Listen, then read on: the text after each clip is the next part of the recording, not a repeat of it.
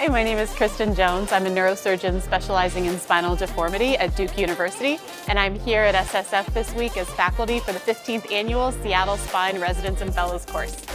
Here's what's happening this week at SSF. Dr. Julie Resnicek and Dr. Ricky Placidet from Virginia Commonwealth University will discuss pyogenic spondylodiscitis, an interdisciplinary approach to evaluation and management, Wednesday morning at our STED Talk Series.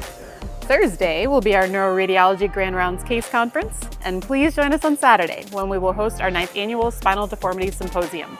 This course is designed to focus on the surgical treatment of adult spinal deformity, address guidelines and controversies in the field, as well as provide opportunities to practice new surgical advances and techniques in a hands-on cadaver lab. Nationally recognized speakers will focus on provocative topics and in-depth debates. You don't want to miss it. You can attend in person or virtually. As always, you can register for any of our courses at ssfcme.org. And thank you for supporting the Seattle Science Foundation.